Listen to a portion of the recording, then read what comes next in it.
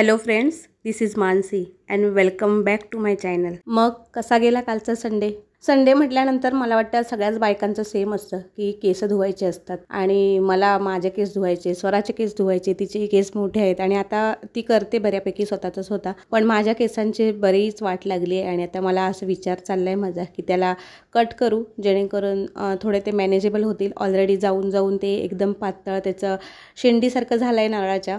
पण इथे मी केस पुसत मुलासोबत बोलत होती, जे की त्याच्या अभ्यासा रिलेटेड होतं. आता परीक्षा तोंडावर आली आहे आणि त्याच्यामुळे जरा जास्त लक्ष मी मुलांकडे देते की तुम्ही काय अभ्यास करताय. आणि आता त्याचं 10वीचं वर्ष आहे, त्याच्यामुळे त्याच्याकडे लक्ष देणं तर फार गरजेचं आहे की तो काय अभ्यास करतो आहे आणि कितपर्यंत झालं आहे, एक्झामच्या पुढे दृष्टीने कसं प्लॅनिंग करणार आहे, काय करणार आहे, हे सगळं चालू असतं.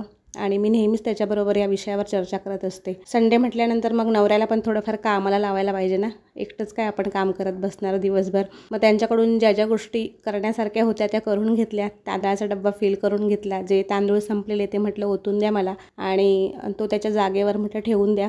अर्थात माझे मिस्टर मला नेहमीच कामामध्ये छोटी मोठी मदत करत असतात.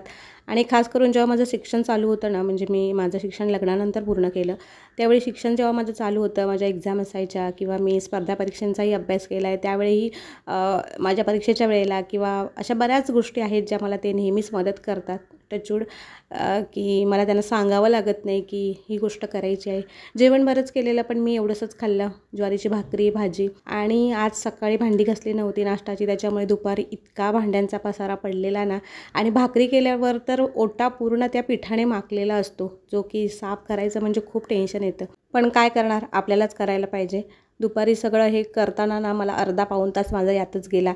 किचन पूर्ण क्लीन केलं, ओटा क्लीन केला, गॅस चांगला धुवून पुसून घेतला, त्यानंतर सगळी भांडी घासली, थोडी ओट्यावर ठेवली, थोडी त्या भांड्याच्या रॅकमध्ये ठेवली. अर्थात माझं किचन खूप छोटं आहे, त्याच्यामुळे सगळ्या गोष्टी मॅनेज करणं ना खूप अवघड टास्क होऊन जातो माझ्यासाठी. पण जे आहे जसं आहे त्याच्यामध्ये ॲडजस्ट करून संसार केला पाहिजे ना. कारण सगळ्याच गोष्टी जर आपल्याला भरभरून भेटल्या असतात तर मग आपण काय मागितलं असतं ना देवाकडे. नेहमी आपली ओंजळ जर थोडीशी रिकामी असेल ना, तर मला वाटतं त्यातच खरं सुख आणि समाधान असेल की आपल्याला काहीतरी हवं आहे, अजून त्यासाठी मेहनत करायला पाहिजे, काम करायला पाहिजे किंवा अजून काहीतरी करायला पाहिजे, अशी एक वेगळीच आपल्याकडे एनर्जी असते किंवा स्मृती असते. किंवा मग आपली स्वप्न असतात की आपण जसं बघतो की मला अजून मोठं किचन पाहिजे, अजून मोठं घर पाहिजे, आणि त्या दृष्टीने मग आपण प्रयत्न चालू ठेवतो. सगळंच जर आपल्याला भरभरून भेटत गेलं तर मग आपण काय मागणार ना. हे असं भांडी घासताना अर्धा पाऊण तास उभं राहून ना माझे पाय अगदी भरून गेलेले. आणि सध्या माझे मेडिसिन चालू आहेत, त्याच्यामुळे ना फार थकायलाही होतं आणि झोप पण येते बरीच, असं बऱ्याच गोष्टी होतात. आता ह्या सगळ्या मेडिकल कंडिशन आहेत आणि सगळ्याच आपण सोशल मीडियावर शेअर नाही करू शकत. काही गोष्टी न सांगलेल्याच बऱ्या असतात. आता हे रोज व्हिडिओ टाकायचं मी चॅलेंज घेतलं आहे खरं, पण मग त्यातच माझा बराचसा वेळ जातो. म्हणजे नाही म्हटलं तरी ना दिवसाचे साधारण एक 4-5 तास माझे त्याच्यातच निघून जातात. व्हिडिओ एडिटिंग करणं, व्हॉईस ओव्हर करणं, शूट करणं. शूटिंग करायला जास्त असा वेळ लागत नाही, पण व्हिडिओ एडिट करायला आणि व्हॉईस ओव्हर करायला बराच वेळ लागतो. त्यामुळे माझा बराचसा वेळ हल्ली त्याच्यातच जातो. आणि ठीक आहे, पण काम आहे म्हटल्यानंतर करायला पाहिजे. आपल्याला जी गोष्ट आवडते ती आनंदाने केली ना तर ते मग त्याचा त्रास जास्त आपल्याला जाणवत नाही. इथे मी भांडी पूर्ण घासून घेतल्यानंतर ना पूर्ण बेसिन वगैरे छान क्लीन करून घेतलं. आता जर तुम्ही नोटीस केलं असेल ना तर मी हँडवॉशने ते घासते. आता असं मग तुम्ही म्हणाल की हँडवॉशने का घासते, तर हे जे मी हँडवॉश आणलेलं ना ते लोकल मार्केटमध्ये घेतलेलं आणि स्वस्तातलं होतं. पण ते जेव्हा यूज केलं ना तर त्याचा स्मेल खूप खराब आहे. म्हणजे तेव्हा मी तिथे ते स्मेल वगैरे काही घेऊन बघितला नाही, कारण ते सील पॅक होतं.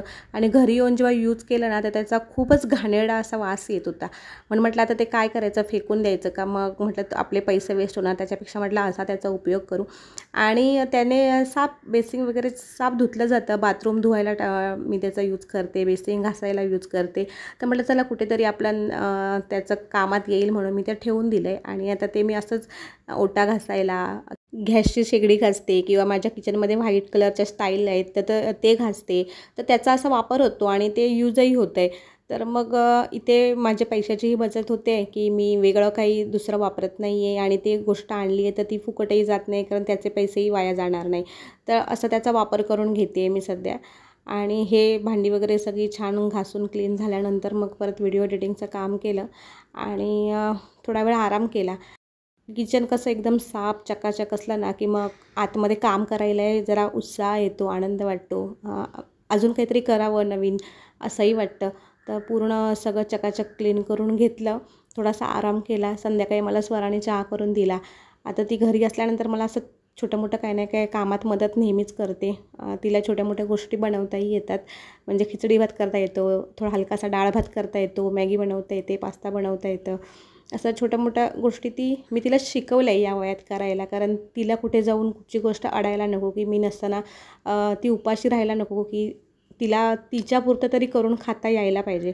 संध्याकाळचं जेवण आम्ही बाहेर केलं. मुलासाठी व्हेज आणि आमच्यासाठी नॉनव्हेज मागवलं. इथे आहे पांढरा रस्सा, तांबडा रस्सा, चिकन फ्राय, चिकन मसाला. तर आता श्रावण चालू होणार आहे आणि यावर्षी मी कडक श्रावण पाळणार आहे. बिलकुल नॉनव्हेज खाणार नाही.